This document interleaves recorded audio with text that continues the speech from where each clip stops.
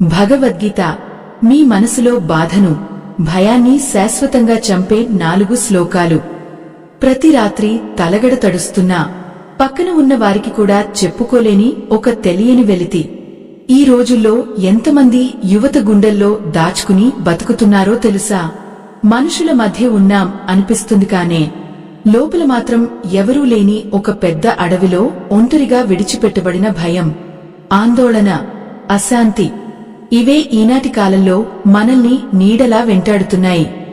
బయటికి నవ్వుతూ కనిపిస్తున్నా లోపల మాత్రం ఒక యుద్ధం జరుగుతూనే ఉంది. అది గెలవలేక, అలాగని ఓడిపోయామని ఒప్పుకోలేక మధ్యలో నలిగిపోతున్న ప్రాణాలు ఎన్నో. అయ్యో, ఎంత దారుణం అంటే చిన్న వయసులోనే జీవితం మీద విరక్తి పెంచుకుని అన్ని ఉన్నా ఏదో లేదనే వెలితితో కృంగిపోతున్నారు. కళ్ల నిండా కలలు ఉండాల్సిన వయసులో కన్నీళ్లతో గడుపుతున్నారు. చూశారా, ఈ ఆధునిక ప్రపంచం మనకు సౌకర్యాలను ఇచ్చింది కాని ప్రశాంతతను మాత్రం దూరం చేసింది. అందుకే మీ మనసును తొలిచేస్తున్న ఆ బాధకు, మిమ్మల్ని నిద్రపోనివ్వకుండా చేస్తున్న ఆ భయానికి మందు ఎక్కడో లేదు. 1000 ఏళ్ల క్రితమే కురుక్షేత్ర యుద్ధ భూమిలో పరమాత్ముడు బోధించాడు. అదే భగవద్గీత. ఈ అమృత జ్ఞానాన్ని మీ జీవితంలో మార్పు కోసం, మీ మనసులో గూడు కట్టుకున్న చీకటిని తరిమి కొట్టడం కోసం ఈ ఆధ్యాత్మిక ప్రయాణాన్ని చివరి వరకు చూడండి. ఎందుకంటే ఇందులో దాగి ఉన్న ఆ 4 శ్లోకాలు మీ జీవితాన్ని మార్చే శక్తిని కలిగి ఉన్నాయి. ఒక్కసారి ఊహించుకోండి, ఆ రణరంగంలో అర్జునుడు ఎలా ఉన్నాడో. చుట్టూ లక్షలాది మంది సైనికులు, యుద్ధ భేరీలు మోగుతున్నాయి. కాని అర్జునుడి చేతిలో గాండివం జారిపోతోంది. ఒళ్లంతా వణుకు, చెమటలు పడుతున్నాయి, కళ్ళు తిరుగుతున్నాయి. అది కేవలం ఒక యుద్ధ భూమి మాత్రమే కాదు, అది ఒక మానసిక సంఘర్షణ. ఈ రోజు మీరు పడుతున్న ఆందోళన, రేపటి గురించి భయం, ఇవన్నీ అప్పుడు అర్జునుడిని కూడా చుట్టుముట్టాయి. తన వాళ్లను చంపాలా? యుద్ధం గెలిచినా ఏం లాభం? ఈ ప్రశ్నలే అతడిని కుంగదీశాయి. ఎంత విచిత్రం కదా! ఒక గొప్ప వీరుడు కూడా మనలాగే నిస్సహాయ స్థితిలో పడిపోయాడు. అప్పుడు కృష్ణ పరమాత్ముడు నవ్వుతూ ఒక మాట అంటాడు. ఆ మాటే గీతకు పునాది. మనం ఎప్పుడు బాధపడతామో తెలుసా? ఏది మన చేతుల్లో లేదో దాని గురించి అతిగా ఆలోచించినప్పుడు. అయ్యో, ఈ చిన్న సత్యం తెలియక మనం ఎంతటి నరకాన్ని అనుభవిస్తున్నాం. రేపు ఏమవుతుందో అని భయం, నిన్న జరిగిన తప్పుల గురించి బాధ. ఈ రెండింటి మధ్య ఈ రోజును మనం పూర్తిగా చంపేస్తున్నాం. ఆ కన్నయ్య చెప్పిన మొదటి పాఠం ఏమిటంటే, భయాన్ని వదిలేయడం కాదు, భయం వెనుక ఉన్న అజ్ఞానాన్ని తొలగించుకోవడం. చూడండి, ఈ ప్రపంచంలో ఏదీ శాశ్వతం కాదు. మనకు వచ్చే కష్టాలు కూడా మేఘాల లాంటివి. అవి వస్తాయి, వెళ్తాయి. కాని మనం మాత్రం ఆ మేఘాలను పట్టుకుని వర్షంలో తడిసిపోతున్నామని ఏడుస్తుంటాం. ఆకాశంలాంటి మన ఆత్మకు ఏమీ కాదు అని తెలిసిన రోజు ఏ బాధ మనల్ని తాకలేదు.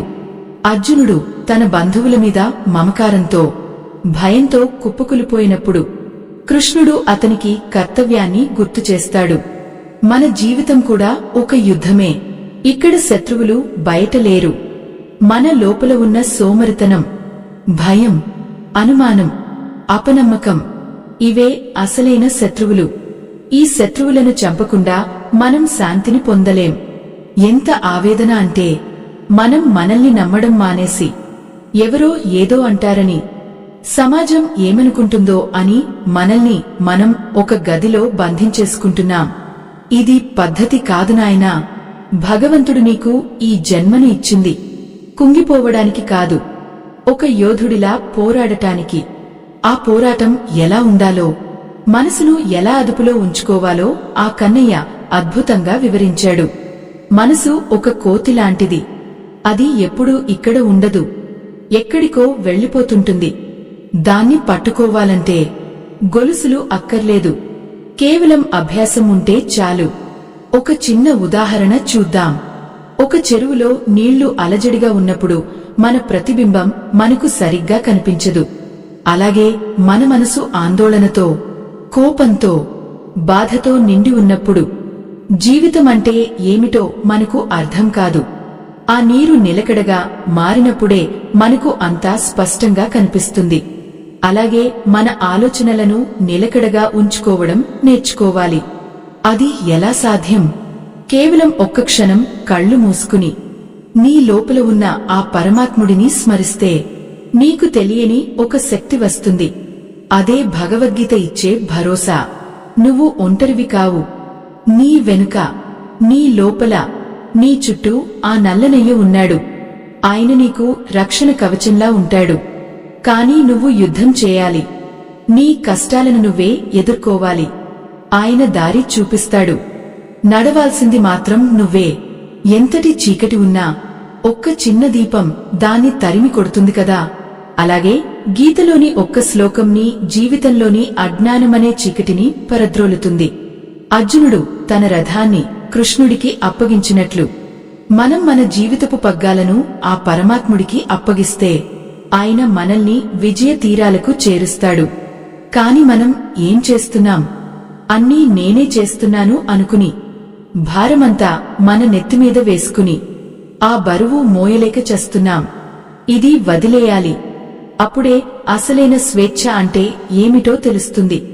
ఈ ప్రయాణంలో మొదటి శ్లోకం మనకు నేర్పే అద్భుతమైన పాఠం గురించి ఇప్పుడు లోతుగా తెలుసుకుందాం. అది వింటే మీ గుండెల్లో ఉన్న ఒక పెద్ద రాయి కరిగిపోయినట్లు అనిపిస్తుంది. ఆ మొదటి శ్లోకం ఏమిటో తెలుసా? క్లైబ్యం మా స్మగమః పార్థ నైతత్వయుపపద్యతే క్షుద్రం హృదయ దౌర్బల్యం త్యక్త్వోత్తిష్ఠ పరంతప. ఎంత గొప్ప మాట చెప్పాడో చూడండి ఆ కన్నయ్య. ఓ అర్జునా, ఇలా పిరికివాడిలా మారిపోకు. ఇది నీలాంటి వీరుడికి ఏమాత్రం తగదు. నీ మనసులో ఉన్న ఈ అల్పమైన బలహీనతను వదిలేసి యుద్ధానికి సిద్ధంకా అంటాడు. అయ్యో, ఈ మాట వింటుంటే మనకు కేవలం అర్జునుడు మాత్రమే కనిపిస్తున్నాడా? లేదు కదా. ఈరోజు అద్దం ముందు నిలబడి కళ్లలో నీళ్లు తిరుగుతుంటే చేతకాని వాడిలా తనను తాను నిందించుకునే ప్రతి యువకుడికి, ప్రతి యువతికి కృష్ణుడు చెబుతున్న హెచ్చరిక ఇది. చూశారా, మనం ఎప్పుడు ఓడిపోతామో తెలుసా? లోకం మనల్ని ఓడించినప్పుడు కాదు, మన మనసులో మనం ఓడిపోయినప్పుడు. ఆ పిరికితనం మన రక్తంలో ప్రవహించడం మొదలుపెట్టినప్పుడు. ఎంత విచిత్రం అంటే చుట్టూ అందరూ బాగున్నా లోపల ఏదో ఒక మూల నేను దేనికి పనికిరాను, నా జీవితం ఇంతే, నాకు ఎవరూ లేరు అనే ఈ క్షుద్రమైన హృదయ దౌర్బల్యం మనల్ని అల్లుకుపోతుంది. దీనినే ఆధునిక కాలంలో మానసిక కుంగుబాటు అని ఏదో పెద్ద పేరు పెట్టి పిలుస్తున్నారు. కానీ అసలు నిజం ఏమిటంటే అది నీ మనసు నిన్ను ఆడిస్తున్న ఒక నాటకం. కృష్ణుడు ఇక్కడ అర్జునుడిని తిట్టడం లేదు, అతడిని మేల్కొల్పుతున్నాడు. లే, నిలబడు, నీలో ఉన్న అనంతమైన శక్తిని గుర్తు తెచ్చుకో అని పిలుపునిస్తున్నాడు. మన జీవితంలో కూడా ఏదైనా చిన్న కష్టం రాగానే, అపజయం ఎదురవగానే ఇక నా పని అయిపోయింది అని కుప్పకులిపోతాం. కాని ఆ పరమాత్ముడు ఏమంటున్నాడో గమనించారా? అది నీకు తగదు. అవును, భగవంతుడి బిడ్డలుగా పుట్టిన మనకు ఆ పిరికితనం, ఆ భయం అస్సలు తగవు. మీలో ఉన్న ఆందోళనను, ఆ భయాన్ని ఒక పక్కన పెట్టి ఒక్కసారి గుండె మీద చేయి వేసుకుని నేను దేనికైనా సిద్ధం అని అనుకుంటే ఆ క్షణమే సగం సమస్య మాయమైపోతుంది. అయ్యో, ఒక్కసారి ఆలోచించండి.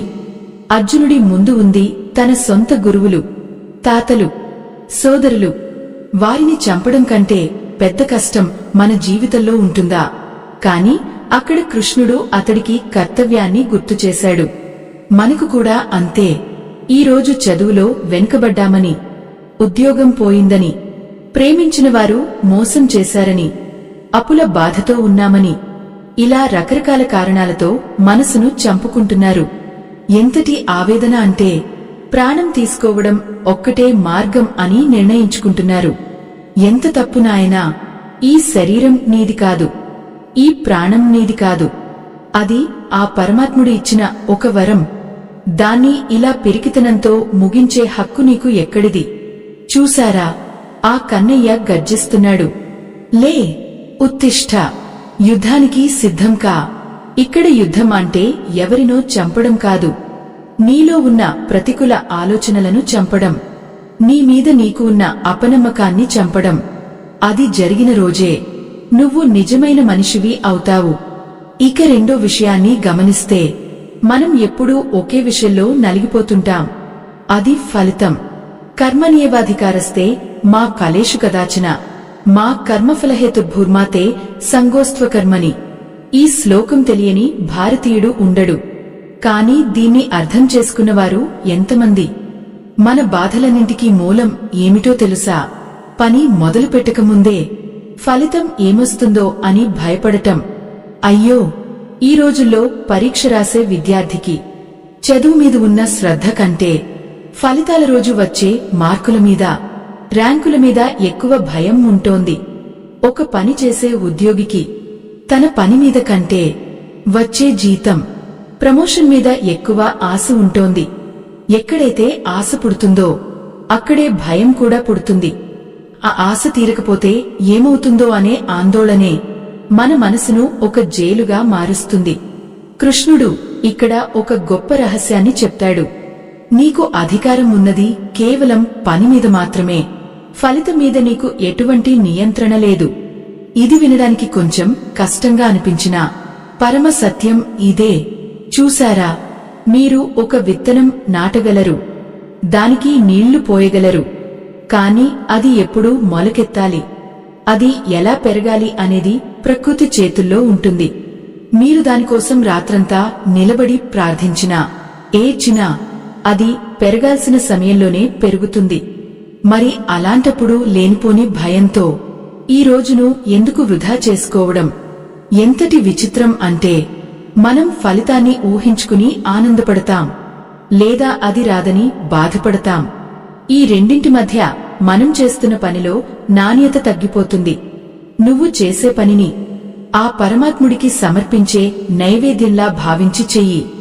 అప్పుడు అందులో భయం ఉండదు, కేవలం భక్తి మాత్రమే ఉంటుంది. నీ పని నువ్వు సక్రమంగా చేసినప్పుడు ఆ ఫలితం ఎక్కడికి పోతుంది? అది నీ దగ్గరకు వచ్చి తీరుతుంది. కాని మనం ఫలితం కోసం పని చేస్తున్నాం కాబట్టే చిన్న ఆటంకం రాగానే విలవలలాడిపోతున్నాం. ఆ కన్నయ్య చెప్పిన మాటల్లోని లోతును గమనించండి. కర్మ ఫలానికి నువ్వు కారణం కాకూడదు. అలాగని పని చేయకుండా సోమరిగా కూడా కూర్చోకూడదు. ఈరోజు యువత ఎదుర్కొంటున్న అతిపెద్ద సమస్య ఇదే. ఫలితం రాలేదని డిప్రెషన్లోకి వెళ్లిపోవడం, లేదా ఫలితం రాదేమో అని పనిని వాయిదా వేయడం. అయ్యో, ఈ రెండు మార్గాలు కూడా నిన్ను నాశనం చేస్తాయి. నువ్వు చేయాల్సింది ఒక్కటే, ఈ నిమిషం నీ ముందు ఉన్న పనిని నీ పూర్తి సామర్థ్యంతో నీ మనసారా చేయడం. రేపటి గురించి భయపడటం మానేయండి. ఎందుకంటే రేపు అనేది ఇంకా పుట్టలేదు, నిన్న అనేది చనిపోయింది. నీ దగ్గర ఉన్నది ఈ ఒక్క క్షణం మాత్రమే. ఈ క్షణాన్ని నువ్వు భయంతో గడుపుతావా, లేక ధైర్యంతో ఎదుర్కొంటావా అనేది నీ ఇష్టం. చూశారా, ఆ కన్నయ్య నీకు దారి చూపిస్తున్నాడు. నీ చేతుల్లో ఉన్న పగ్గాలను గట్టిగా పట్టుకో, ఫలితాన్ని ఆయనకు వదిలే. అప్పుడు నీ మనసు ఎంత తేలికవుతుందో తెలుసా? గాలిలో తేలేదూది పింజలా నువ్వు ప్రశాంతంగా ఉండగలవు. ఈ ప్రశాంతతే నీకు అసలైన విజయాన్ని అందిస్తుంది. కాని ఈ మనసు ఊరుకోదు కదా. ఏదో ఒక చింత, ఏదో ఒక బెంగ. అసలు ఈ మనసును ఎలా గెలవాలో ఆ 3వ శ్లోకంలో దాగి ఉన్న మర్మం ఏమిటో చూస్తే ఆశ్చర్యపోతారు. ఎందుకంటే అది నీ లోపల ఉన్న శత్రువును పట్టుకునే మార్గం. ఆ 3వ రహస్యం మరేమిటో కాదు. ఉద్ధరేదాత్మనాత్మానం నాత్మానమవసాదయేత్. ఆత్మైవ హ్యాత్మనో బంధురాత్మైవ రిపురాత్మనః. ఎంత నిగూఢమైన సత్యం ఈ చిన్న మాటలో దాగి ఉందో చూశారా? నీకు నువ్వే ఉద్ధరించుకోవాలి తప్ప నిన్ను నువ్వు ఎప్పుడూ కించపరచుకోకూడదు. ఎందుకంటే నీ మనసే నీకు బంధువు, నీ మనసే నీకు శత్రువు కూడా. అయ్యో, మనం బయట ఎక్కడో ఉన్న శత్రువుల గురించి భయపడుతుంటాం కాని మన లోపల ఉండి మనల్ని క్షణక్షణం చంపేస్తున్న అసలైన శత్రువును మాత్రం గుర్తుపట్టలేకపోతున్నాం. మన చుట్టూ ఉన్న మనుషులు మనల్ని తిట్టినా, అవమానించినా అది ఒక్క క్షణం మాత్రమే ఉంటుంది. కాని మన మనసు మాత్రం ఆ మాటను పట్టుకుని రోజంతా, వారమంతా, నెలల తరబడి మనల్ని వేధిస్తూనే ఉంటుంది. నువ్వు దేనికి పనికిరావు, నీ వల్ల ఏమీ కాదు, అందరూ నిన్ను చూసి నవ్వుకుంటున్నారు. ఇలాంటి విషపూరితమైన ఆలోచనలు నీ మనసు లోపల పుడుతుంటే బయట ఉన్న అమృతం తాగినా నీకు శాంతి కలగదు. చూశారా, ఒక మనిషి ఎత్తుకు ఎదగాలన్నా లేదా పాతాళానికి పడిపోవాలన్నా దానికి కారణం అతని ఆలోచనా విధానమే. ఈ రోజుల్లో యువత ఎదుర్కొంటున్న అతి పెద్ద యుద్ధం ఇది. అద్దంలో తనను తాను చూసుకున్నప్పుడు ఒక విజేత కనిపించాల్సింది పోయి ఒక ఓడిపోయిన వాడి రూపం కనిపిస్తోంది. ఎందుకంటే నువ్వు నీ మనసును శత్రువుగా మార్చుకున్నావు. నీలో ఉన్న లోపాలను, నీకున్న భయాలను ఒక భూతద్దంలో చూస్తూ నీ శక్తులను మాత్రం మర్చిపోతున్నావు. ఎంత విచిత్రం అంటే, ఎవరో తెలియని వ్యక్తి ఫోనులో ఏదో ఒక మాట అంటే దాని గురించి ఆలోచిస్తూ రాత్రంతా నిద్రపోకుండా నీ ఆరోగ్యాన్ని పాడు చేసుకుంటావు. అంటే నీ సంతోషాన్ని, నీ ప్రశాంతతను నీ చేతుల్లో ఉంచుకోకుండా ఎవరో మూడో వ్యక్తికి ఇచ్చేస్తున్నావు. వాళ్లు తిడితే నువ్వు ఏడవాలి, వాళ్లు పొగిడితే నువ్వు నవ్వాలి. అంటే నువ్వు ఒక యంత్రంలా మారిపోయావు కదా నాయనా. ఆ కన్నయ్య ఏమంటున్నాడో ఒక్కసారి లోతుగా ఆలోచించు. నిన్ను నువ్వు ప్రేమించుకోవడం మొదలుపెట్టు. నీ మనసును నీకు అనుకూలంగా మార్చుకో. మనసు అనే గుర్రాన్ని నువ్వు అదుపు చేస్తే అది నిన్ను గమ్యానికి చేరుస్తుంది. అదే ఆ గుర్రం నిన్ను అదుపు చేస్తే అది నిన్ను ఎక్కడో అగాధంలో పడేస్తుంది. ఇక్కడ ఒక ముఖ్యమైన ధర్మ సంకటం గురించి మనం మాట్లాడుకోవాలి. ఒకవేళ మీ ప్రాణమిత్రుడు ఒక తప్పుడు దారిలో వెళ్తున్నాడు అనుకుందాం. అతను తన స్వయంకృత అపరాధాల వల్ల కష్టాలు పడుతున్నాడు. కాని అతను మాత్రం లోకాన్ని, దైవాన్ని నిందిస్తున్నాడు. అప్పుడు మీరు ఒక మిత్రుడిగా అతనికి ఏం చేస్తారు? నిజం చెప్పి అతని మనసును కష్టపెట్టి అయినా అతడిని మార్చడానికి ప్రయత్నిస్తారా? లేదా అతడు బాధపడతాడని తెలిసి కూడా ఆ అబద్ధంలోనే అతడిని ఓదార్చుతూ ఉండిపోతారా? ఇది చాలా క్లిష్టమైన పరిస్థితి కదా. మీరైతే ఏం చేస్తారో మీ అభిప్రాయాన్ని కామెంట్ చేయండి. ఎందుకంటే మనం మన విషయంలో కూడా అలాగే ప్రవర్తిస్తాం. మన తప్పులను మనం ఒప్పుకోలేక ఎవరో ఏదో చేశారని సాకులు వెతుక్కుంటూ కాలం గడిపేస్తాం. కాని నిజమైన యోధుడు తన లోపలికి తాను తొంగి చూసుకుంటాడు. ఎక్కడ తప్పు జరిగిందో తెలుసుకుంటాడు. ఆత్మ విమర్శ చేసుకుంటాడు. అమ్మ ప్రేమ ఎంత గొప్పదో ఆ పరమాత్ముడి ప్రేమ కూడా అంతకంటే ఎక్కువే. ఆయన నిన్ను ఎప్పుడూ విడిచిపెట్టడు. కాని నువ్వు నిన్ను విడిచిపెట్టేస్తున్నావు. నీ మీద నీకు నమ్మకం లేనప్పుడు ఆ దేవుడు వచ్చి వరాలు ఇచ్చినా నువ్వు వాటిని అందుకోలేవు. చూశారా, ఈ లోకంలో నిన్ను విమర్శించేవారు, నిన్ను తక్కువ చేసేవారు కోకొల్లలుగా ఉంటారు. అది వాళ్ల స్వభావం. కాని వాళ్ల మాటలను నీ మనసులోకి తీసుకెళ్లి ఒక పెద్ద పుండులా మార్చుకోవడం నీ తప్పు. గీతలో కృష్ణుడు చెప్పినట్లు మానవమానాలను సమానంగా చూడటం నేర్చుకోవాలి. నీ విలువ ఏమిటో నీకు తెలిసినప్పుడు బయట వచ్చే చప్పట్లు కానే, రాళ్లు కాని నిన్ను ఏమీ చేయలేవు. ఆ నిలకడ, ఆ స్థితప్రజ్ఞత నీకు కావాలి. అది రావాలంటే నీ మనసును నువ్వు శోధించాలి. రోజుకు కనీసం 10 నిమిషాలైనా ప్రశాంతంగా కూర్చుని నీ లోపల జరుగుతున్న సంభాషణను గమనించు. అక్కడ యుద్ధం జరుగుతోందా లేక శాంతి ఉందా? ఆ యుద్ధాన్ని ఆపగలిగే శక్తి కేవలం నీ దగ్గర మాత్రమే ఉంది. మనసును అదుపు చేయడం అంటే దాన్ని చంపేయడం కాదు, దానికి సరైన దిశను చూపించడం. నది ప్రవాహానికి అడ్డుకట్ట వేస్తే అది ఆగిపోతుంది కానే, దానికి ఒక కాలువ తవ్వి పొలాలకు మళ్లిస్తే అది పచ్చదనాన్ని ఇస్తుంది. నీ ఆలోచనలు కూడా అంతే. వాటిని భయం వైపు, అసూయ వైపు, కోపం వైపు వెళ్లకుండా ఆ కన్నయ్య పాదాల దగ్గరకు మళ్లించి చూడు. అప్పుడు నీ జీవితం ఎంత అందంగా మారుతుందో. ఎంత ఆవేదన పడితే అంత లోతుగా నలిగిపోతావు. అదే ఎంత ధైర్యంగా ఉంటే అంత వేగంగా పైకి లేస్తావు.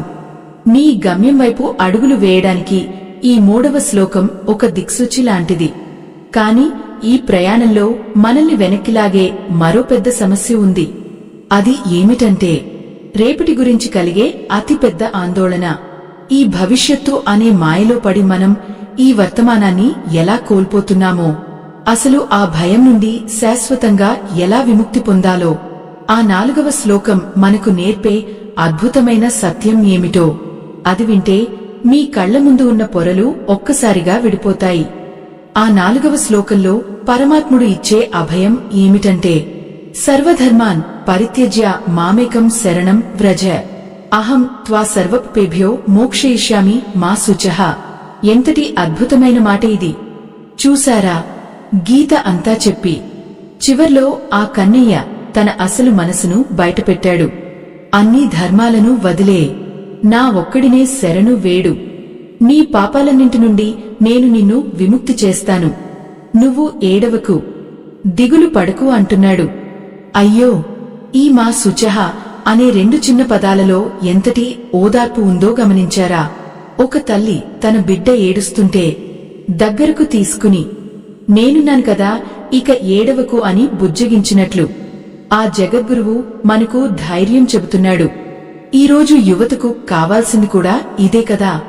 ఎవరైనా ఒకరు వచ్చి పర్వాలేదు నేను చూసుకుంటాను అని భుజం తడితే ఎంత ధైర్యం వస్తుంది. లోకమంతా నిన్ను వేలెత్తి చూపినా నేను నీ పక్షాన ఉన్నాను అని ఆ దేవుడు హామీ ఇస్తున్నాడు. ఎంత విచిత్రం అంటే మనం ఈ రోజుల్లో ఎందరో మనుషులను నమ్ముతున్నాం. స్నేహితులను, బంధువులను, ఫోనులో కనిపించే పరిచయాలను నమ్ముతాం. కాని వాళ్లు చిన్న ఇబ్బంది రాగానే ముఖం చాటేస్తారు. కాని ఏనాడు మనల్ని విడిచిపెట్టని ఆ పరమాత్ముడిని మాత్రం నమ్మలేకపోతున్నాం. చూసారా, ఇక్కడ సర్వధర్మాలను వదిలేయడం అంటే బాధ్యతలను వదిలేయడం కాదు. మనసులో నేను చేస్తున్నాను, నా వల్లే జరుగుతోంది అనే అహంకారాన్ని వదిలేయడం. మనం పడుతున్న మానసిక ఒత్తిడికి అసలు కారణం ఏమిటో తెలుసా? ఈ లోకంలో మనకు ఉన్న రకరకాల ముసుగులు. ఒకరికి మంచి కొడుకుగా, ఒకరికి గొప్ప విద్యార్థిగా, సమాజంలో ఒక గౌరవప్రదమైన వ్యక్తిగా ఉండాలని మనం పడే తపన. ఆ ముసుగుల వెనుక ఉన్న నిజమైన మనం ఎప్పుడూ భయంగానే బతుకుతుంటాం. ఎక్కడ నా అసలు రూపం బయటపడిపోతుందో, ఎక్కడ నేను తక్కువ అయిపోతానో అని నిరంతరం ఆందోళన చెందుతుంటాం. కృష్ణుడు ఏమంటున్నాడంటే, ఆ బరువులన్నీ నా దగ్గర దించే, నువ్వు కేవలం నా బిడ్డవి, అది ఒక్కటే నీ నిజమైన గుర్తు, మిగిలినవన్నీ తాత్కాలికమే. ఎంత ఆవేదన అంటే మనం మన తప్పులను దాచుకోవడానికి, మన అపజయాలను కప్పిపుచ్చుకోవడానికి ఎంతగా కష్టపడుతున్నామో, కాని ఆ పరమాత్ముడి దగ్గర దాచడానికి ఏమీ లేదు. నువ్వు ఎలా ఉన్నావో అలాగే ఆయన దగ్గరకు వెళ్ళు. ఆయనే నిన్ను సరిదిద్దుతాడు.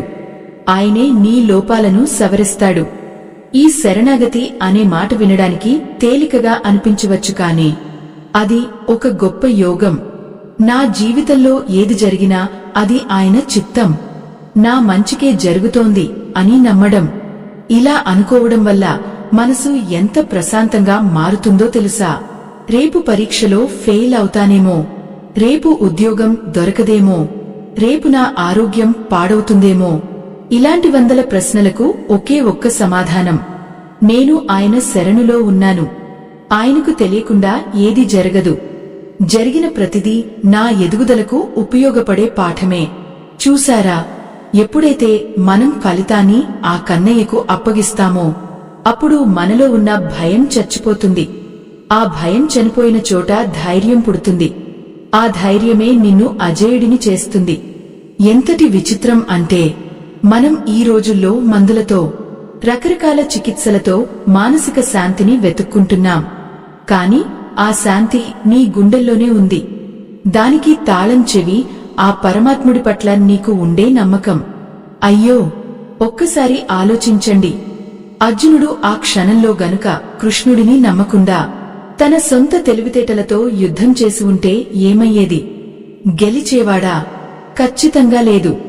అతను తన అహాన్ని పక్కన పెట్టి రథం పగ్గాలను కృష్ణుడికి ఇచ్చాడు కాబట్టే కాలం అతడిని ఒక మహావీరుడిగా చూసింది. మన జీవితం కూడా ఒక రథం లాంటిదే. మన ఇంద్రియాలే గుర్రాలు. మనసు అనేది ఆ పగ్గం. ఆ పగ్గాన్ని మనం పట్టుకుంటే ఎప్పుడో ఒకప్పుడు వదిలేస్తాం.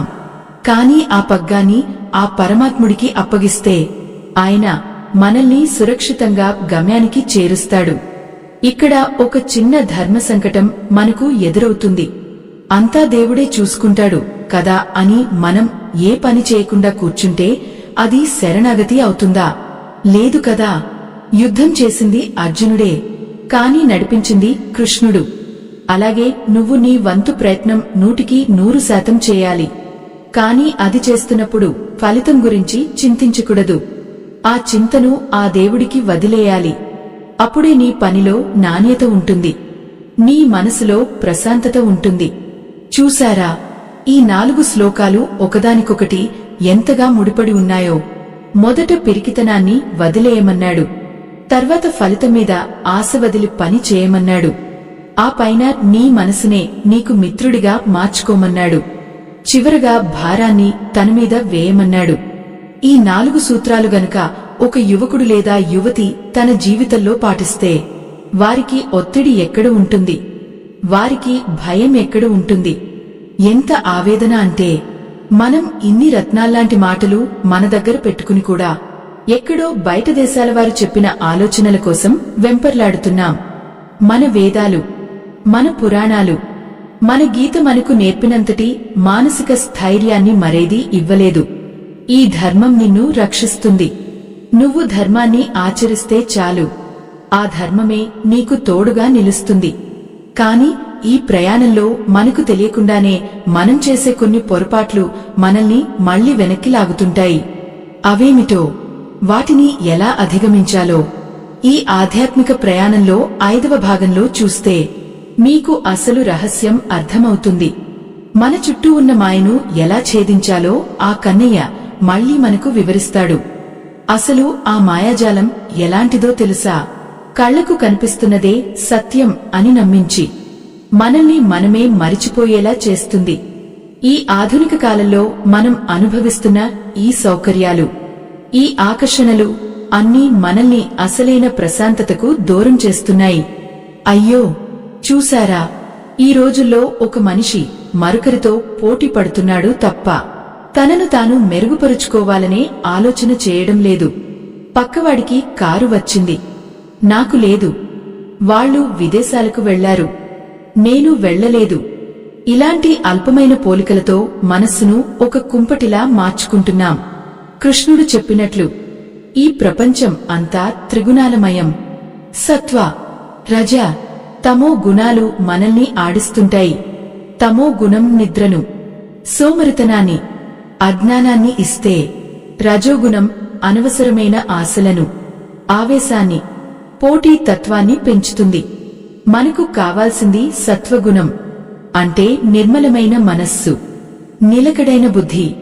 ఈ గుణాల మధ్య యుద్ధంలో మనం ఎప్పుడూ గెలవాలి అంటే జ్ఞానమనే ఖడ్గం మన దగ్గర ఉండాలి. ఈ ప్రయాణంలో మన ధర్మాన్ని నిలబెట్టడం, మన సంస్కృతిని కాపాడటం ప్రతి ఒక్కరి బాధ్యత. మన పూర్వీకులు అందించిన ఈ అద్భుతమైన జ్ఞానాన్ని అందరికీ చేరవేయడం కోసమే మేము ఈ ప్రయత్నం చేస్తున్నాం. మా బృందం సనాతన ధర్మం కోసం పడుతున్న శ్రమకు మీ మద్దతు స్కానర్ ద్వారా అందించండి. మీ నుంచి అందే ప్రతి చిరుకానుక ఈ ధర్మ ప్రచారానికి మరింత బలాన్ని ఇస్తుంది. ఎంత ఆవేదన అంటే మన ఇంటి ముందు ఉన్న నిధిని వదిలేసి ఎక్కడో దూరంగా ఉన్న గులకరాళ్ల కోసం మనం పాకులాడుతున్నాం. భగవద్గీత మన చేతుల్లో ఉండగా మనం ఎందుకో దిక్కుతోచని స్థితిలో ఉండాలి. మాయలో చిక్కుకున్నవాడికి దారి కనిపించదు, కాని ఆ పరమాత్ముడిని స్మరించేవాడికి చీకటిలో కూడా వెలుగు కనిపిస్తుంది. చూశారా, మనిషికి కోరికలు ఉండటం తప్పు కాదు, కాని ఆ కోరికలే మనల్ని బానిసలుగా మార్చుకుంటేనే ప్రమాదం.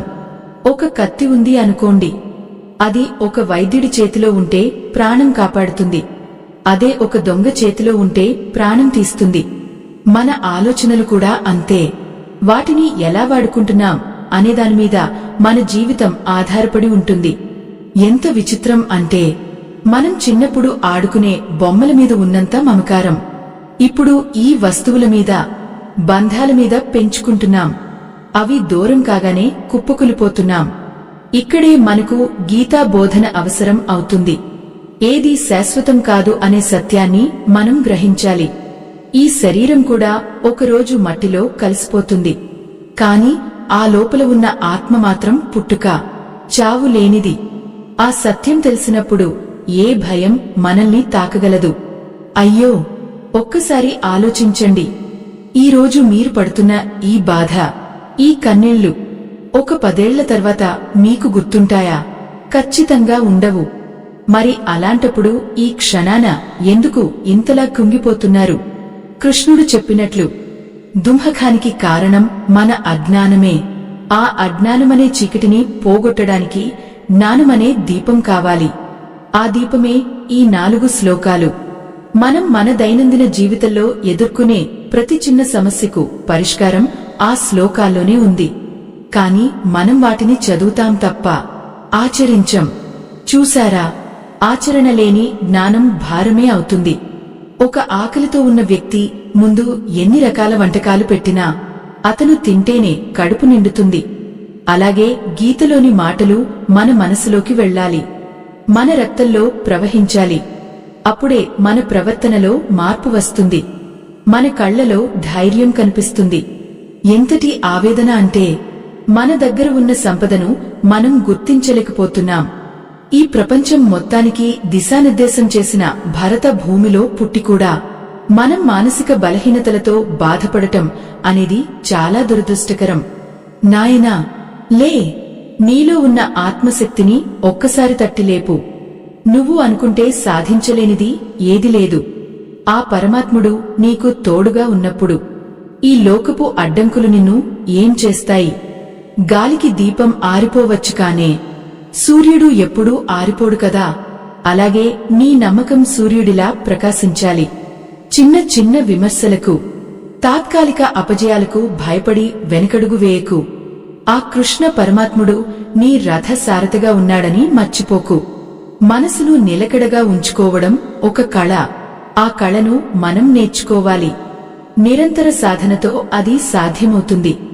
మన చుట్టూ ఉన్న పరిసరాలు మనల్ని ప్రభావితం చేస్తాయి. కాబట్టి మంచి స్నేహాన్ని, మంచి పుస్తకాలను, మంచి ఆలోచనలను దగ్గరకు చేర్చుకో. చెడుకు దూరంగా ఉండు. ఎందుకంటే నీ లోపల ఉన్న ఆ ప్రశాంత సముద్రాన్ని ఒక్క చిన్న రాయి కూడా కదిలించగలదు. ఆ నిశ్చలతను కాపాడుకోవడమే నీ మొదటి కర్తవ్యం. అర్జునుడు ఎలాగైతే అస్త్ర సన్యాసం చేసి మళ్లీ గాంధీవాన్ని పట్టుకున్నాడో, నువ్వు కూడా నీ బలహీనతలను వదిలేసి నీ జీవిత యుద్ధానికి సిద్ధం కా. గెలుపు ఓటములు నీ చేతుల్లో లేవు, కాని పోరాడటం మాత్రం నీ ధర్మం. ఆ పోరాటంలోనే నీ వ్యక్తిత్వం బయటపడుతుంది. ఎంత విచిత్రం అంటే మనం విజయం కోసం ప్రాకులాడతాం కాని ఆ ప్రయాణంలో మనం పొందే అనుభవాన్ని గమనించం. ప్రతి కష్టం నీకు ఒక కొత్త పాఠాన్ని నేర్పుతుంది. ప్రతి కన్నీటి చుక్క నీ కళ్లను శుభ్రం చేసి సత్యాన్ని చూసేలా చేస్తుంది. భయాన్ని చంపేయడం అంటే దాన్ని అణచివేయడం కాదు, దాన్ని అర్థం చేసుకోవడం. నీ భయం ఎక్కడ ఉందో అక్కడే నీ విజయం కూడా దాగి ఉంది. ఆ భయాన్ని దాటి ఒక్క అడుగు ముందుకు వేయి, అక్కడ వెలుగు కనిపిస్తుంది. మరి ఈ ప్రయాణంలో తర్వాతి మెట్టు ఏమిటి? 6వ భాగంలో మనం తెలుసుకోబోయేది ఒక మనిషి తన కోపాన్ని, ఆవేశాన్ని ఎలా అదుపులో ఉంచుకుని విజయపథం వైపు వెళ్లగలడు అనే రహస్యం. అది వింటే మీ జీవితం మరో మలుపు తిరుగుతుంది. కోపం అనేది ఒక క్షణం పాటు కలిగే పిచ్చి అని పెద్దలు ఆరుకనే అనలేదు. ధ్యాయతో విషయాన్ పుంసః సంగస్తేషుపజాయతే సంగాత్ సంజాయతే కామః కామాత్ క్రోధోభిజాయతే. ఈ ఒక్క మాటలో కృష్ణ పరమాత్ముడు మన వినాశనానికి దారితీసే నిచ్చెనను ఎంత స్పష్టంగా వివరించాడో చూశారా? మనం ఏదైనా ఒక వస్తువు గురించి కానే, ఒక వ్యక్తి గురించి కాని అతిగా ఆలోచించినప్పుడు దానిమీద మనకు ఆసక్తి పెరుగుతుంది. ఆసక్తి కాస్త కోరికగా మారుతుంది. ఆ కోరిక తీరకపోతే అప్పుడు పుడుతుంది కోపం. అయ్యో, ఈ కోపం ఎంత భయంకరమైనది అంటే అది నీ బుద్ధిని చీకటిలోకి నెట్టేస్తుంది. ఆ క్షణంలో నీకు ఏది మంచో ఏది చెడో తెలియదు. నీ కన్నతల్లిని చూస్తున్నావో, నీ శత్రువును చూస్తున్నావో కూడా మర్చిపోయి నోరు పరేసుకుంటావు. ఎంత విచిత్రం అంటే సంవత్సరాల తరబడి పెంచుకున్న బంధాలు కూడా ఈ ఒక్క నిమిషం కోపానికి బలైపోతున్నాయి. చూసారా, క్రోధాద్భవతి సమ్మోహః సమ్మోహాత్ స్మృతివిభ్రమః. కోపం వల్ల అజ్ఞానం పెరుగుతుంది. దానివల్ల నీ జ్ఞాపకశక్తి మందగిస్తుంది. అంటే నువ్వు ఎవరో, నీ సంస్కారం ఏమిటో, నీ గమ్యమేమిటో అన్నీ మర్చిపోతావు. ఆ పైన నీ వివేకం నశిస్తుంది. ఎప్పుడైతే వివేకం నశిస్తుందో అప్పుడు ఆ మనిషి పతనం మొదలవుతుంది. ఈ రోజుల్లో యువతలో సహనం అనేది మచ్చుకైనా కనిపించడం లేదు. చిన్న మాట అంటే చాలు ఒళ్ళు తెలియని ఆవేశం. ఆ ఆవేశంలో తీసుకునే నిర్ణయాలు వారి జీవితాలనే తలకిందులు చేస్తున్నాయి. ఎంత ఆవేదన అంటే మనం కోపాన్ని ఒక ఆభరణంలా భావిస్తున్నాం. నేను చాలా కోపిష్టిని అని గర్వంగా చెప్పుకుంటారు కొందరు. కాని కోపం అనేది నీమీద నీకు నియంత్రణ లేకపోవడానికి నిదర్శనం. అది నీ బలహీనతే తప్ప బలం కాదు నాయనా. చూశారా, ఒక ఇనుప గొలుసు ఉంది అనుకోండి. అది బాగా వేడెక్కి ఎర్రగా మారినప్పుడు దాన్ని ఎవరైనా పట్టుకోగలరా? పట్టుకుంటే చేయి కాలిపోతుంది. అలాగే నీ మనసు కూడా కోపంతో రగిలిపోతున్నప్పుడు నీ చుట్టూ ఉన్నవారు నీకు దూరం అవుతారు. నీ మాటలు బాణాల్లా తగిలివారి మనసులను గాయపరుస్తాయి. ఆ తర్వాత నువ్వు ఎన్ని క్షమాపణలు చెప్పినా ఆ గాయం మచ్చలా ఉండిపోతుంది. కృష్ణుడు అర్జునుడికి చెప్పిన యుద్ధం కేవలం కౌరవుల మీద కాదు, ఇలాంటి అంతర్గత శత్రువుల మీద కూడా. నీలో పుట్టే ప్రతి కోపం ఒక అగ్ని ప్రమాదం లాంటిది. అది ఇతరులను కాల్చకముందే నిన్ను కాల్చేస్తుంది. నీ ఆరోగ్యాన్ని, నీ నిద్రను, నీ ప్రశాంతతను బుగ్గి చేస్తుంది. ఎంతటి విచిత్రం అంటే ఎవరో చేసిన తప్పుకు నిన్ను నువ్వు శిక్షించుకోవడమే కోపం. వాడు నిన్ను తిట్టాడు, వాడు తప్పు చేశాడు, కాని నువ్వు రాత్రంతా నిద్రపోకుండా రక్తపోటు పెంచుకుని తలనొప్పితో బాధపడుతున్నావు. అంటే శిక్ష ఎవరికి పడుతోంది? నీకే కదా. అయ్యో, ఒక్కసారి గమనించండి. మనలో కోపం వచ్చినప్పుడు మన ముఖం ఎలా మారిపోతుందో. ఆ ప్రశాంతత మాయమే. కళ్ళు ఎర్రబడి గొంతులో వణుకు వస్తుంది. ఆ రూపం చూడటానికే భయంకరంగా ఉంటుంది. మరి పరమాత్ముడు నివసించే ఈ హృదయంలో ఇంతటి అశుభ్రమైన భావానికి చోటు ఎలా ఇస్తావు? నీ మనస్సు ఒక దేవాలయం లాంటిది. దాన్ని ఎప్పుడూ పవిత్రంగా ఉంచుకోవాలి. అందుకే కన్నయ్య ఏమన్నాడో తెలుసా? త్రివిధం నరకస్యేదం ద్వారం నాశనమాత్మనః కామః క్రోధస్తథా లోభస్తస్మాదేతత్రయం త్యజేత్. కామము, క్రోధము, లోభము ఇవి 3 నరకానికి ద్వారాలు అని స్పష్టంగా చెప్పాడు. నీ జీవితం నరకం కావాలా లేక స్వర్గం కావాలా అనేది నీ చేతుల్లోనే ఉంది. ఆవేశం వచ్చినప్పుడు ఒక్క నిమిషం ఆగిచూడు. ఆ గొడవలో గెలవాలి అనే తాపత్రయాన్ని పక్కన పెట్టు. మౌనంగా ఉండి చూడు. అప్పుడు నువ్వు సాధించే విజయం చాలా గొప్పదిగా ఉంటుంది. మౌనం అనేది బలహీనత కాదు, అది మహామునులకు ఉండే శక్తి. ఈ సమాజంలో గెలవాలి అంటే ముందు నీ ఇంద్రియాలను గెలవాలి, నీ భావోద్వేగాలను గెలవాలి. ఎవరో ఏదో అన్నారని నువ్వు మారిపోకూడదు. నువ్వు ఎలా ఉండాలో నువ్వు నిర్ణయించుకోవాలి. ఒక సముద్రాన్ని చూడు. ఎన్ని నదులు వచ్చి కలిసినా అది తన హద్దులను దాటదు. అలాగే ఎన్ని విమర్శలు, ఎన్ని అవమానాలు వచ్చినా నువ్వు నీ హద్దులను, నీ ప్రశాంతతను దాటకూడదు. అదే నిజమైన స్థితప్రజ్ఞత. ఎంత ఆవేదన అంటే మనం మనల్ని ఒక అలలా మార్చుకుంటున్నాం. గాలి ఎటు వీస్తే అటు వెళ్లడం, చిన్న రాయి వేస్తే కదిలిపోవడం. ఇలా ఉంటే నీ జీవితానికి ఒక అర్థం ఉండదు నాయనా. నువ్వు ఒక కొండలా ఉండాలి. ఎన్ని తుపానులు వచ్చినా చలించని ధీరుడివి కావాలి. ఆ ధైర్యం నీకు భగవద్గీత ఇస్తుంది. కోపం వచ్చినప్పుడు కృష్ణుడి చిరునవ్వును గుర్తు తెచ్చుకో. ఆ పరమాత్ముడు అంతటి యుద్ధంలో కూడా ఎక్కడా ఆవేశపడలేదు. చిరునవ్వుతోనే ధర్మాన్ని నిలబెట్టాడు. చూశారా, మనం ఎవరిమీద కోప్పడతామో తెలుసా? మనకంటే బలహీనుల మీద, లేదా మనకు అత్యంత ఆప్తులైన వారిమీద. ఎందుకంటే అక్కడ మన ఆటలు సాగుతాయి అని మనకు తెలుసు. కాని అది ఎంతటి పాపమో ఒక్కసారి ఆలోచించు. నిన్ను నమ్మి నీ నీడలో ఉన్నవారిని నీ కోపంతో భయపెట్టడం అనేది పిరికితనం కాదా? అందుకే నాయనా, నీ కోపాన్ని కరుణగా మార్చుకో. ఒకరు తప్పు చేస్తే వారికి బుద్ధి చెప్పే మార్గం కోపం కాదు, ప్రేమ. ఆ ప్రేమతోనే మనుషులను మార్చవచ్చు, లోకాన్ని గెలవవచ్చు. ఎంత విచిత్రం అంటే మనం ప్రేమను దాచుకుంటాం, కోపాన్ని మాత్రం ప్రదర్శిస్తాం. దీనివల్ల ప్రపంచంలో ద్వేషం పెరుగుతోంది తప్ప శాంతి కలగడం లేదు. ఈ రోజు నుండే ఒక్క నియమం పెట్టుకో. కోపం వచ్చినప్పుడు కనీసం 10 అంకెలు లెక్కపెట్టు. లేదా ఆ స్థలం నుండి దూరంగా వెళ్ళిపో. ఆ కొద్ది సమయం నీ బుద్ధిని మళ్లీ పనిచేసేలా చేస్తుంది. నీకు అపకారం చేసినవాడు కూడా నీ ప్రశాంతతను చూసి సిగ్గుపడాలి. అదే నువ్వు అతనికి ఇచ్చే అతిపెద్ద శిక్ష. ఈ ప్రయాణంలో మనకు ఎదురయ్యే మరో పెద్ద అడ్డంకి ఏమిటో తెలుసా? లోభం అంటే అత్యాశ. మనకు ఉన్నదానితో తృప్తి చెందకుండా లేనిదానికోసం ఆరాటపడుతూ మనశ్శాంతిని ఎలా కోల్పోతున్నామో. అసలు నిజమైన సంపద అంటే ఏమిటో ఆ 7వ భాగంలో మనం చూడబోతున్నాం. అది తెలుసుకుంటే నీ మనసులో ఉన్న వెలితి మొత్తం మాయమైపోతుంది. నువ్వు ఎంతటి ధనవంతుడివో నీకే అర్థమవుతుంది. ఆ కన్నయ్య నీకు ఇచ్చే ఆ దివ్యమైన కానుక ఏమిటో, ఆ జ్ఞానం నీ జీవితాన్ని ఎలా పరిపూర్ణం చేస్తుందో. ఆ ప్రయాణంలోకి అడుగుపెడదాం. ఆశకు అంతం లేదు నాయనా. ఈ లోకం మనల్ని ఒక మాయాజాలంలో పడేసింది. పక్కవాడికి ఉన్నది మనకు లేదని బాధపడటం, మన దగ్గర ఉన్న అద్భుతమైన వస్తువును చూసి ఆనందించకుండా ఇంకా ఏదో కావాలని ఆరాటపడటం, ఇదే మన ప్రశాంతతను హరిస్తోంది. అయ్యో, ఎంత విచిత్రం అంటే లక్షలు సంపాదిస్తున్నవారు కూడా ఏదో వెలితితో, భయంతో బతుకుతున్నారు. ఎందుకంటే వారి దగ్గర ధనం ఉంది కానే తృప్తి లేదు.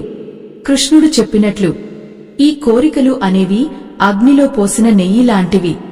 ఎంత పోస్తే అంతగా మండుతాయి తప్ప ఎప్పుడూ ఆరిపోవు. మనసును ఒక అదుపులో ఉంచుకోకపోతే ఈ లోకం నిన్ను ఒక యంత్రంలా మార్చేస్తుంది. చూశారా, ఈ రోజుల్లో యువత అంతా ఒక పరుగు పందెంలో ఉన్నారు. ఎక్కడికి వెళ్తున్నారో తెలియదు, ఎందుకు పరిగెడుతున్నారో తెలియదు. కేవలం అందరికంటే ముందు ఉండాలి అనే ఒకే ఒక తాపత్రయం. ఆ పరుగులో పక్కన ఉన్న మనుషులను, కన్నవారి ప్రేమను, కనీసం నీ ఆరోగ్యాన్ని కూడా పట్టించుకోవడం లేదు. ఎంతటి ఆవేదన అంటే చేతిలో అన్నీ ఉన్నా మనసు మాత్రం ఎప్పుడు దేనికోసం వెతుకుతూనే ఉంటుంది. ఆ వెతుకులాట ఆగనంత వరకు నీకు శాంతి దొరకదు. లోభం అనేది ఒక విషం లాంటిది. అది నీ బుద్ధిని క్రమంగా చంపేస్తుంది. నాకు అది కావాలి, ఇది కావాలి అనే ఆశతో నువ్వు చేసే ప్రతి ప్రయత్నం నిన్ను మరింత ఒత్తిడిలోకి నెట్టేస్తుంది. చూశారా, మనం ఈ రోజుల్లో సంతోషాన్ని వస్తువుల్లో వెతుక్కుంటున్నాం. కొత్త ఫోన్ వస్తే సంతోషం, కొత్త కారు కొంటే ఆనందం. కాని ఆ సంతోషం ఎన్ని రోజులు ఉంటుంది? కేవలం కొన్ని రోజులు. ఆ తర్వాత మళ్లీ ఇంకో కొత్త వస్తువు కోసం ఆరాటం. అంటే నీ సంతోషం వస్తువుల మీద ఆధారపడి ఉంది కదా. అవి లేకపోతే నువ్వు దుంహఖల్లో మునిగిపోతావు. ఎంత విచిత్రం అంటే నీ ఆనందానికి తాళం చెవిని నువ్వు బయట ఎక్కడో పరేసుకున్నావు. దాన్ని నీ లోపల వెతకడం మర్చిపోయావు. కృష్ణ పరమాత్ముడు అందుకే అంటాడు, యుక్తాహార విహారస్య యుక్తచేష్టస్య కర్మసు యుక్త స్వప్నావబోధస్య యోగో భవతి దుంహఖః. అంటే ఆహారం, విహారం, ఆలోచనలు అన్నీ ఒక క్రమశిక్షణతో, ఒక పరిమితితో ఉన్నప్పుడే నీకు యోగం సిద్ధిస్తుంది. నీ దుంహఖం నశిస్తుంది. అతిగా ఆశపడటం, అతిగా తినడం, అతిగా నిద్రపోవడం లేదా అస్సలు నిద్రపోకపోవడం, ఇవన్నీ నీ మనస్సును బలహీనపరుస్తాయి. అయ్యో, ఒకసారి ఆలోచించండి. ఒక పక్షి ఆకాశంలో ఎంత స్వేచ్ఛగా ఎగురుతుందో దానికి రేపటి గురించి చింత ఉందా? లేదు. దానికి కావాల్సిన ఆహారాన్ని ఆ ప్రకృతి ప్రసాదిస్తుంది అని దానికి తెలుసు. మరి తెలివైన మనుషులం అని చెప్పుకునే మనం రేపటి కోసం 1000 కోట్లు దాచుకోవాలని, పక్కవాడి కంటే గొప్పగా ఉండాలని ఎందుకు ఇంతగా నలిగిపోతున్నాం? చూశారా, మన అవసరాలు చాలా తక్కువ, కాని మన కోరికలే అనంతం. ఆ కోరికల భారాన్ని మోయలేక మన వెన్నుపూస వంగిపోతోంది, మన మనస్సు విరిగిపోతోంది. ఆ కన్నయ్య నీకు నేర్పే పాఠం ఏమిటంటే, ఉన్నదానితో తృప్తి చెందడం అంటే ప్రయత్నం మానేయడం కాదు. ఫలితం ఏది వచ్చినా దాన్ని ప్రసాదంగా స్వీకరించడం. ఎంత ఆవేదన అంటే, మనం మనల్ని ఒక బానిసలా మార్చుకుంటున్నాం. ఎవరో వేసే విమర్శలకు, ఎవరో ఇచ్చే తీర్పులకు మనం బలి అయిపోతున్నాం. నీ విలువ నీకు తెలిసినప్పుడు, నీ దగ్గర ఉన్నది ఎంతటి అమూల్యమైనదో నీకు అర్థమైనప్పుడు, నీకు లోకం మీద అసూయ పుట్టదు. జ్ఞానం అనేది నీ లోపల వెలిగే ఒక దివ్వే. ఆ వెలుగులో చూస్తే నీకు అన్నీ స్పష్టంగా కనిపిస్తాయి. పక్కవాడి ఆస్తి నీకు కనిపించదు, నీలో ఉన్న దైవత్వం నీకు కనిపిస్తుంది. చూశారా, ఒక మనిషి ఎంతటి ధనవంతుడు అంటే, ఎవరికైతే తన దగ్గర ఉన్నదానితో పూర్తి తృప్తి ఉంటుందో వాడే నిజమైన కోటీశ్వరుడు. కోట్లు ఉన్నా మనశ్శాంతి లేనివాడు పరమ పేదవాడు. ఈ సత్యాన్ని మనం గ్రహించాలి. ముఖ్యంగా యువత ఈ విషయంలో చాలా జాగ్రత్తగా ఉండాలి. ఎందుకంటే మీ మీద సమాజం చాలా ఒత్తిడిని పెంచుతోంది. మీరు ఇలా ఉండాలి, ఇది సాధించాలి, ఇన్ని డబ్బులు సంపాదించాలి అని నూరిపోస్తోంది. కాని ఎవరూ మీకు ప్రశాంతంగా ఎలా ఉండాలో నేర్పడం లేదు. ఆ ప్రశాంతతను నీకు ఆ పరమాత్ముడు మాత్రమే ఇవ్వగలడు. ఎంత విచిత్రం అంటే, మనం బాహ్య ప్రపంచాన్ని గెలవాలని చూస్తున్నాం కాని మన లోపలి ప్రపంచాన్ని మాత్రం పట్టించుకోవడం లేదు. ఒక ఇల్లు బయట ఎంత అందంగా ఉన్నా లోపల పునాది బలహీనంగా ఉంటే అది ఎంతో కాలం నిలబడదు కదా. అలాగే నీ అంతరంగం బలంగా ఉండాలి, నీ ఆలోచనలు పవిత్రంగా ఉండాలి. నీ మనస్సు ఒక తోటలాంటిది. అందులో నువ్వు ఆశ అనే కలుపు మొక్కలను పెంచితే అది నీ జీవితాన్ని నాశనం చేస్తుంది. అదే నువ్వు ప్రేమని, దయని, తృప్తిని పెంచితే అది నీకు ఎంతో చల్లని నీడను ఇస్తుంది. ఎంత ఆవేదన పడితే ఏం లాభం నాయనా, కాలం ఎవరికోసం ఆగదు. ఈరోజు నువ్వు దేనికోసమైతే ఏడుస్తున్నావో రేపు అది నీకు గుర్తు కూడా ఉండదు. అందుకే ఈ క్షణాన ప్రశాంతంగా ఉండు. నీ చేతుల్లో ఉన్న పనిని శ్రద్ధగా చెయ్యి. ఫలితాన్ని ఆ నల్లనయ్యకు వదిలే. ఆయన నీకు ఏది ఇవ్వాలో, ఎప్పుడు ఇవ్వాలో ఆయనకు తెలుసు. నీకు ఇచ్చేది నీకు దక్కుతుంది, పక్కవాడికి ఇచ్చేది నీకు దక్కదు. ఇది ప్రకృతి నియమం. చూశారా, ఒక నది ప్రవహిస్తూ వెళ్తుంది. అది దారిలో ఉన్న చెట్లకు నీరు ఇస్తుంది, జంతువుల దాహం తీరుస్తుంది. కాని అది దేనిని తన దగ్గర ఉంచుకోదు. అందుకే అది ఎప్పుడూ స్వచ్ఛంగా ఉంటుంది. నువ్వు కూడా ఆ నదిలా ఉండాలి. నీ దగ్గర ఉన్నదానిని పంచుకో, నీ జ్ఞానాన్ని పంచుకో, నీ ప్రేమను పంచుకో. అప్పుడు నీ మనస్సు ఎంత తేలికవుతుందో నీకే తెలుస్తుంది. ఈ ప్రయాణంలో మనం ఎన్నో విషయాలు నేర్చుకున్నాం. భయాన్ని ఎలా ఎదుర్కోవాలి, ఫలితం మీద ఆశ ఎలా వదులుకోవాలి, మనస్సును ఎలా మిత్రుడిగా మార్చుకోవాలి, కోపాన్ని ఎలా అదుపు చేయాలి, ఇప్పుడు తృప్తిని ఎలా అలవరుచుకోవాలో చూశాం. కాని వీటన్నింటికి మించిన ఒక రహస్యం ఉంది. అదే ఈ గీతాసారంలో చివరి మెట్టు. ఆ ఒక్క విషయాన్ని నువ్వు పట్టుకుంటే నీ జీవితంలో మళ్లీ ఎప్పుడూ చీకటి అనేది రాదు. నీ మనస్సులో ఉన్న బాధ, భయం శాశ్వతంగా అంతమైపోతాయి. ఆ పరమరహస్యం ఏమిటో, మన జీవితాన్ని ఆ కన్నయ్య పాదాల చెంత ఎలా ఉంచాలో ఈ ప్రయాణంలో చివరిదైన 8వ భాగంలో మనం తెలుసుకుందాం. అది నీ జీవితానికి ఒక గొప్ప ముగింపు మాత్రమే కాదు, ఒక నూతన ప్రారంభం అవుతుంది. ఆ దివ్యమైన జ్ఞానోదయం కోసం సిద్ధంగా ఉండండి.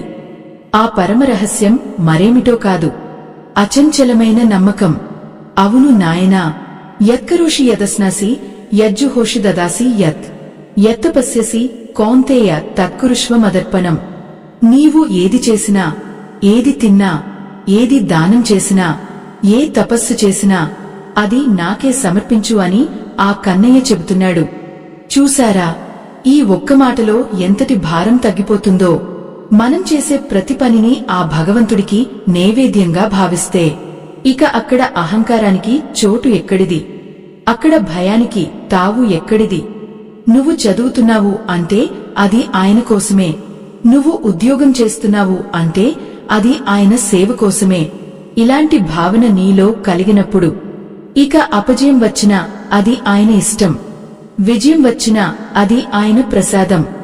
ఎంత విచిత్రం అంటే మనం బంధాలలో చిక్కుకుని నా భార్య, నా బిడ్డలు, నా ఆస్తి అని పరితపిస్తూ ఆ బరువును మోయలేక చస్తున్నాం.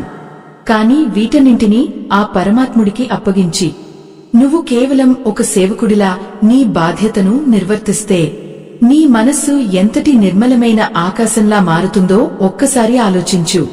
అయ్యో, ఈ రోజుల్లో డిప్రెషన్ అని, ఆందోళన అని పడకపడుతున్న బిడ్డలారా, మీకోసం ఆ కృష్ణుడు వేచి చూస్తున్నాడు.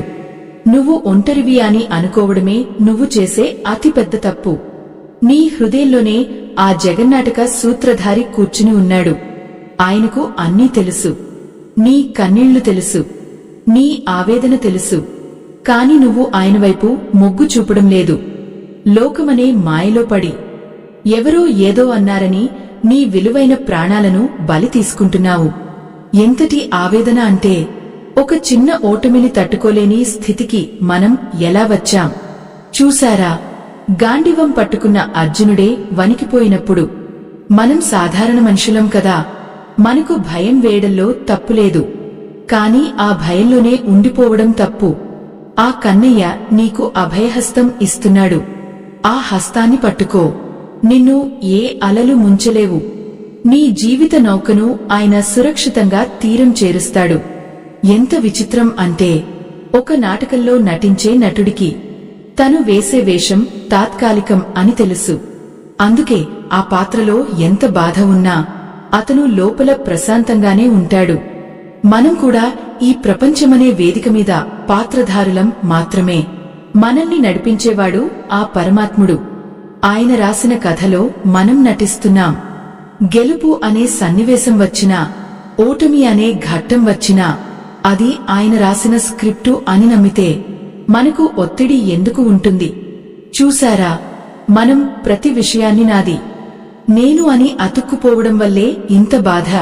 ఆ బంధనాలను ప్రేమతో ఉంచుకోకానే మమకారంతో బంధించుకోకు. నీవు ఈ భూమి మీదకు వచ్చినప్పుడు ఏమీ తీసుకురాలేదు, వెళ్లేటప్పుడు ఏమీ తీసుకువెళ్లవు. మధ్యలో ఈ ఆస్తులు, ఈ హోదాలు, ఈ పదవుల కోసం ఎందుకు ఇంతగా కొట్టుకుంటావు? కృష్ణుడు చెప్పిన 4 శ్లోకాల సారం ఏమిటో తెలుసా? నీవు కేవలం నీ ధర్మాన్ని పాటించు, మిగిలినవన్నీ ఆయనే చూసుకుంటాడు. చూశారా, ఒక తల్లి తన బిడ్డకు స్నానం చేయించి మంచి బట్టలు వేసి అన్నం పెడుతుంది. ఆ బిడ్డకు తన గురించి తను ఆలోచించుకోవాల్సిన పని లేదు. అంతా ఆ తల్లే చూసుకుంటుంది. అలాగే నువ్వు ఆ కృష్ణుడిని నీ తల్లిగా, తండ్రిగా, సఖుడిగా భావిస్తే నీ బరువులన్నీ ఆయన మోస్తాడు. ఇది ఒక కల్పిత కథ కాదు నాయనా, ఇది అనుభవించిన వారికి తెలిసే ఒక అద్భుతమైన సత్యం. ఎంత ఆవేదన అంటే మనం ఇన్ని మాటలు విన్నా కూడా మళ్లీ రేపు పొద్దున్నే లేచి అదే పాత చింతలతో, అదే పాత భయాలతో గడిపేస్తాం. ఇలా అయితే జ్ఞానం వల్ల ప్రయోజనం లేదు కదా. మార్పు నీలో రావాలి, నీ ఆలోచనల్లో రావాలి. చూశారా, ఈ ప్రపంచం నిన్ను తక్కువ చేయాలని చూస్తుంది, కాని ఆ దేవుడు నిన్ను అక్కున చేర్చుకోవాలని చూస్తున్నాడు. నువ్వు ఎంచుకోవాల్సింది ఎవరిని? లోకాన్నా లేక లోకేశ్వరుడినా? ఒక్కసారి మనస్సు విప్పి ఆయనతో మాట్లాడు. నీ బాధలన్నీ చెప్పుకో. అప్పుడు నీ గుండె ఎంత తేలికవుతుందో చూడు. ఆ ప్రశాంతతలో నీకు సరైన మార్గం కనిపిస్తుంది. ఆ మార్గంలో నడవడానికి కావలసిన ధైర్యం కూడా ఆయనే ఇస్తాడు. నీవు ఒంటరిగా యుద్ధం చేయడం లేదు. నీ పక్కన గాండివధారికి సారథిగా ఉన్న కృష్ణుడే ఉన్నాడు. ఆ నమ్మకమే నీకు రక్షణ కవచం. ఇక ఏ భయం నిన్ను తాకలేదు, ఏ బాధ నిన్ను కృంగదీయలేదు. ఎంతటి ఆశ్చర్యం అంటే గీత చదివిన అర్జునుడు యుద్ధం ముగిశాక ఏమన్నాడో తెలుసా? నష్టో మోహః స్మృతిర్లబ్ధ. అంటే నా అజ్ఞానం నశించింది, నాకు నిజం తెలిసింది అని. నీవు కూడా ఆ స్థితికి రావాలి. అప్పుడే ఈ జీవితం సార్థకం అవుతుంది. మనం ఈ ప్రయాణంలో చెప్పుకున్న ఆ 4 శ్లోకాలు నీ జీవితానికి 4 స్తంభాలు లాంటివి. 1. పిరికితనాన్ని వదిలి లేవడం. 2. ఫలితం మీద ఆశ వదిలి పని చేయడం. 3. నీ మనస్సును నీకు మిత్రుడిగా మార్చుకోవడం. 4. సర్వస్వాన్ని ఆ పరమాత్ముడికి అప్పగించడం. ఈ 4 సూత్రాలను నీ గుండెల్లో పదలపరుచుకో. అప్పుడు నీ చుట్టూ ఎంతటి తుపాను వచ్చినా నువ్వు మాత్రం చెక్కుచెదరవు. చూశారా, సూర్యుడిని చూసి మేఘాలు భయపడాలి తప్ప మేఘాలను చూసి సూర్యుడు భయపడడు కదా. నీలో ఉన్న ఆత్మ సూర్యుడు. నీ కష్టాలు మేఘాలు. అవి వస్తాయి, వెళ్తాయి, కాని నీవు మాత్రం శాశ్వతంగా ఉండిపోతావు. ఆ సత్యం తెలిసిన రోజు నీ బాధ, నీ భయం శాశ్వతంగా చనిపోతాయి. ఈ ప్రయాణం ఇక్కడితో ముగిసిపోకూడదు. ఇది నీ జీవితంలో ఒక గొప్ప మార్పుకు నాంది కావాలి. మన సనాతన ధర్మంలో ఉన్న ఈ అమృత జ్ఞానాన్ని ప్రపంచమంతా చాటాలి. మన సంస్కృతిని కాపాడుకోవాలి. మా బృందం సనాతన ధర్మం కోసం పడుతున్న శ్రమకు మీ మద్దతు స్కానర్ ద్వారా అందించండి. మీ నుంచి అందే ప్రతి చిరుకానుక ఈ ధర్మరక్షణలో ఒక గొప్ప భాగం అవుతుంది. ఈ సందేశం కేవలం నీ కోసమే కాదు, నీలాగే బాధలో ఉన్న మరో మిత్రుడి కోసం కూడా ఈ జ్ఞానాన్ని పంచు. అది నీకు మరింత పుణ్యాన్ని ఇస్తుంది. ఎంత విచిత్రం అంటే మనం వెలుగులో ఉండి కూడా చీకటిని ప్రేమిస్తున్నాం. ఇక చాలు, ఆ వెలుగు వైపు అడుగులు వేయి. నీ జీవితం కృష్ణమయం కావాలి. నీ ప్రతి శ్వాస ఆ పరమాత్ముడి నామస్మరణతో నిండాలి. అప్పుడు నీకు చావు కూడా ఒక పండుగలా అనిపిస్తుంది.